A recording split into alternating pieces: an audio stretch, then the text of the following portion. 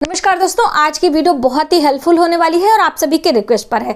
आज हम बात करेंगे नवरात्रि के दिनों में कुछ विशेष उपायों के बारे में और ये उपाय आपको श्रीफल से करना है। तो देखिए, श्रीफल जिसे कि आप नारियल के नाम से जानते हैं, श्री यानी माता महालक्ष्मी, श्री यानी कि संपन्नता, श्री यानी कि वैभव। तो आपके जीवन में वैभव कैसे आए इस श्रीफल से, तो आपको इस नारियल का विशेष उपाय करना है नवरात्रों के दिनों में। तो देखिए, अलग अलग लोगों की मनोकामनाएं होती हैं। बहुत सारे लोगों के प्रश्न आते हैं कि हमें संतान संबंधी समस्या है, यानी कि हमारी संतानें हमारी बात नहीं मानती हैं। बहुत सारे लोगों की समस्या है कि हमारे जीवन में कोई संतान ही नहीं, हमारे विवाह को काफ़ी समय हो चुका है और हमारा कोई संतान नहीं है। तो यदि इसके लिए भी करना चाहते हैं तो भी आप ये उपाय कर सकते हैं। वहीं पर दोस्तों, बहुत सारे लोगों की परेशानी होती है कि उनके जीवन में समस्याएं ही बहुत हैं, समस्याएं खत्म होने का नाम नहीं ले रही हैं। तो ऐसे में आपको श्रीफल का दूसरा उपाय करना है इस नारियल को। तो देखिए,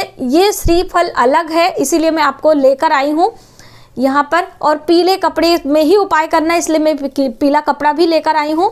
तो देखिए, ये है श्रीफल, जो पानी वाला नारियल होता है, जो कि अभी नवरात्रि के हर दिनों में आप मंदिर जब भी जाते हैं तो श्रीफल ज़रूर लेकर जाते हैं।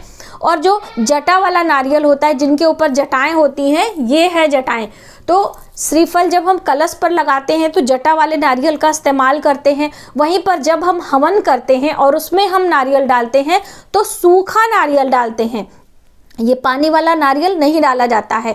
तो और वहीं पर जब हम अपनी कोई समस्या का समाधान चाहते हैं तो ये वाले श्रीफल का इस्तेमाल करते हैं, यानी कि नारियल, जो कि ड्राई फ्रूट्स की श्रेणी में आता है।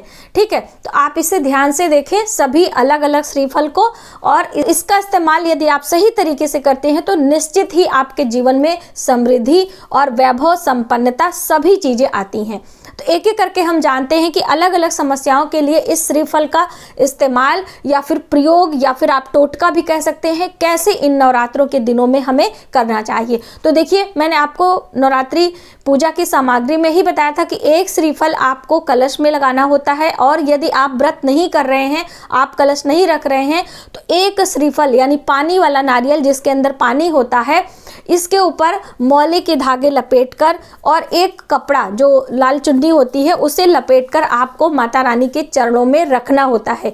और जब जो हम श्रीफल कलश पर लगाते हैं उसे हम जल प्रवाह कर देते हैं, और जो हम माता रानी के चरणों में रखे रहते हैं उसे तोड़कर हम प्रसाद की तरह वितरित कर लेते हैं। यदि कोई विशेष कामना के लिए आप रख रहे हैं तो उसे आपको मंदिर में रख कर आना है या फिर जल प्रवाह करना है।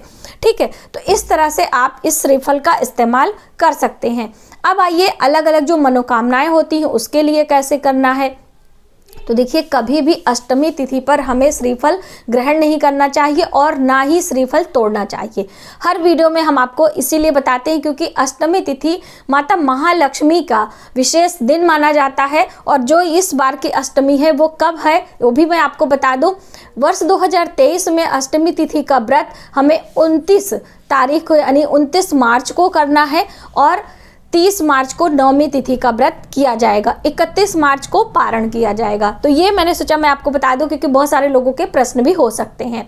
नवरात्रि के दिनों में आप जब भी मंदिर जाएं, श्रीफल जरूर लेकर जाएं और एक ध्वजा लेकर जाएं। ध्वजा इन द सेंस कि आपको झंडा लेकर जाना है। लाल रंग के झंडे आपको देवी के मंदिर में ज़रूर लगाने चाहिए, चाहे छोटा या फिर बड़ा। झंडा लगाने से हमारा जो मान सम्मान होता है उसमें बढ़ोतरी होती है। आपके सम्मान में, आपको घर में सम्मान मिलता है, आपके ऑफिस में सम्मान मिलता है, आपके परिवार में, समाज में आपको प्रतिष्ठा प्राप्त होती है। इसके लिए आपको ध्वजा जरूर लगाना चाहिए। ठीक है, तो ये तो ध्वजा इसी बीच में आ गया, तो मैंने सोचा मैं आपके साथ शेयर करूं। अब आइए जानते हैं कि जो हमारे जीवन की समस्या है उनसे हम कैसे छुटकारा पा सकें इस एक नारियल के प्रयोग से। तो देखिए, पहले आप नारियल देख लीजिए, ये ड्राई फ्रूट्स वाला नारियल ही लेना है, लेकिन ये मेरा टूटा नारियल है, आपको सीधा नारियल लेना है। पिक्चर में हम आपको लगा दे रहे हैं।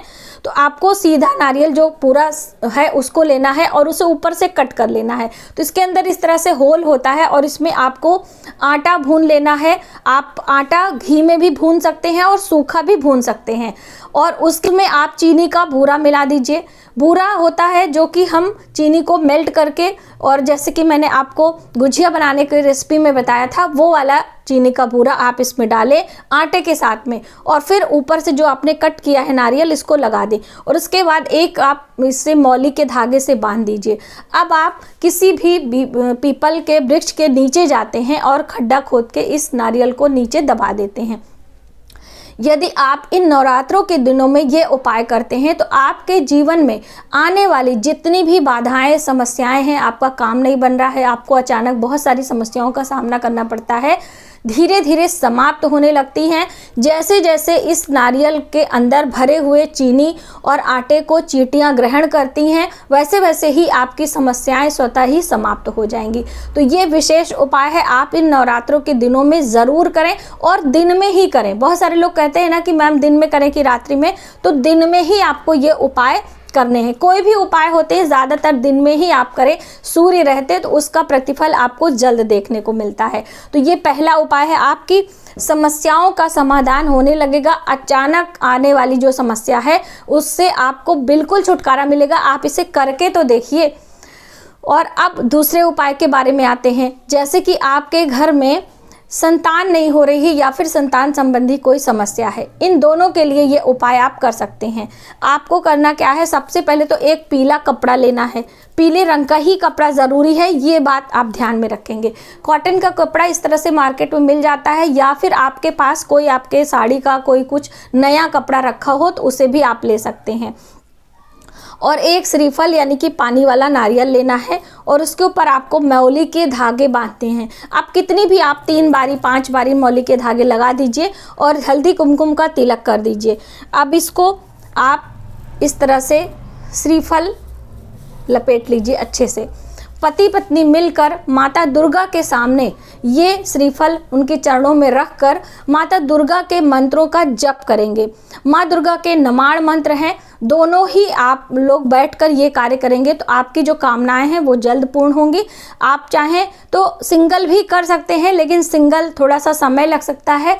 दोनों पति पत्नी करेंगे तो उसका प्रभाव आपको जल्द मिलेगा। लेकिन मैं बता दूं कि आप करें ज़रूर, चाहे आप पति हो तो भी कर सकते हैं, पत्नी हो तो भी कर सकते हैं। और इसे माता रानी के चरणों में रखें और जब आपका 108 बार मंत्र पूर्ण हो जाए, मंत्र कौन सा लेंगे, ओम ऐं ह्रीं क्लीं चामुंडाय विच्चे नमः। इस मंत्र का जप आप 108 बार रुद्राक्ष की माला पर या फिर लाल चंदन की माला पर करें। बहुत सारे लोग कहते हैं हमारे पास नहीं है, तो आप उंगलियों पर भी कर सकते हैं। ठीक है। अब इस मंत्र को जपने के बाद ये जो श्रीफल है, ये नवरात्रि के लास्ट वाले दिन, यानी कि जैसे मान लीजिए आप मेरी वीडियो एकदम लास्ट वाले दिन देख रहे हैं, तो भी आप इसे ज़रूर करें। और पूजा जब आपका विसर्जन होने लगता है तो इस नारियल को अपने बेडरूम में आपको रखना है। आपके कहीं भी आप इसे रख लेते हैं और 1 वर्ष तक ये आपका नारियल रखा रहेगा। उसके बाद इसे आपको जल प्रवाह कर देना है। आप देखेंगे कि आपने जो भी कामना, यदि आपके संतान की कामना है वो, या फिर आपके संतान संबंधी यानी आपकी संतानें आपकी बात नहीं मानती हैं, तो भी आपको ये बहुत फलीभूत होगा। दोस्तों, इन छोटे छोटे कार्यों से हमारे जीवन की बहुत सारी समस्याएं स्वतः ही समाप्त हो जाती हैं, लेकिन हम करते ही नहीं हैं। हमें विश्वास ही नहीं होता है, हम प्रयास ही नहीं करना चाहते हैं। तो इसलिए आप करें ज़रूर। इस तरह से यदि आप करते हैं तो आपको बहुत लाभ मिलता है। और वहीं पर इस पानी वाले नारियल को यदि आप ये सब नहीं करना चाहते हैं तो आप अपने पूरे परिवार के सिर से उल्टा वार कर आप जल प्रवाह ज़रूर करें। देखिए, नारियल अलग अलग समस्याओं का समाधान अलग अलग तरीके से करने के लिए तैयार है, हमें बस करने की ज़रूरत है। और जब भी मंदिर जाएं तो श्रीफल ज़रूर लेकर जाएं। अष्टमी पर तोड़े नहीं, माता के चरणों में रख दें। बाकी यदि पुरोहित जी तोड़ देते हैं, पंडित जी तोड़ देते हैं, तो आप परेशान भी ना हो, आप घर लेकर आ जाएं। दूसरे दिन से उसको ग्रहण करके आप अपनी कामनाओं को पूर्ण कर सकते हैं। इस तरह से यदि आप नवरात्रों के दिनों में ये उपाय करते हैं तो आपके जीवन की समस्याएं स्वतः ही शांत होती हैं।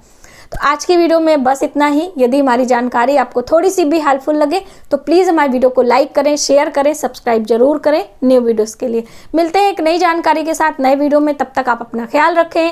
जय माता दी।